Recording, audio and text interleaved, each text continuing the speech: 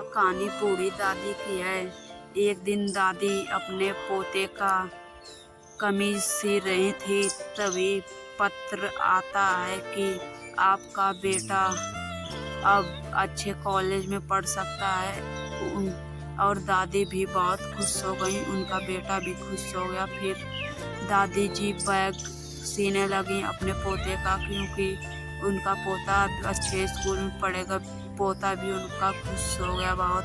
फिर दादी जी अपना सुई का बॉक्स लेकर जा रही थी, तभी उनके गांव वाले मजाक उड़ा रहे थे कि तेरा बेटा भी नालायक था। और एक दिन सेठ भी आकर दादी जी का मजाक लेने लगा कि तेरा बेटा कुछ नहीं कर सकता, वो नालायक है। फिर एक दिन उनकी बहू भी उनके पूरा सुई और धागा का बॉक्स बाहर निकाल कर फेंक देती हैं। फिर अपना सुई बॉक्स बटोर कर दादी जी चली जाती हैं रेलवे स्टेशन के पटरी पर।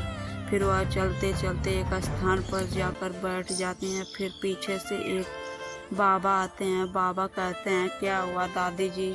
फिर दादी जी अपने बीती हुई बात को बताई। फिर दादाजी बहुत उदास हो गए, दादी जी रोने लगी बात बताते बताते। फिर दादाजी बोले, कुछ नहीं होगा, अब आप चुप रहिए। फिर दादाजी ने एक सुई दी और कहा कि आप ये सुई लीजिए, इससे जो भी आप सिलेंगी वो पूरा चमकदार बन जाएगा। और बाबा अचानक गायब हो गए। फिर बूढ़ी आंटी एक जूते को सी रहे थी, जूता फटा था, फिर अचानक जूता पूरा नया हो गया। फिर दादी जी खुश हो गई। एक दिन एक लड़की फ्रॉक सिलाने के लिए लाई, और जैसे ही दादी जी फ्रॉक को हाथ लगाएं तभी फ्रॉक चमकने लगा।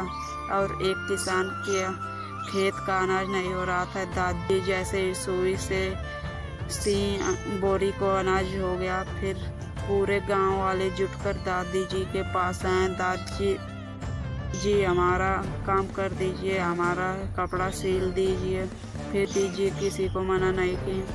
फिर दादी जी सबका कपड़ा सीने लगी और उनकी बेटा भी खुश हो गया। फिर ऐसे करते करते पूरा गांव उनका अमीर बन गया। फिर लड़के सब खुश हो गए, गांव वाले भी खुश हो गए। पर दादी जी अपने पुराने वाले घर आकर रोती रहीं कि कोई भी मुझे लाइक और सब्सक्राइब नहीं किया। दादी जी कहती हैं, अगर ये वीडियो आपको अच्छी लगी तो सब्सक्राइब कर जाना।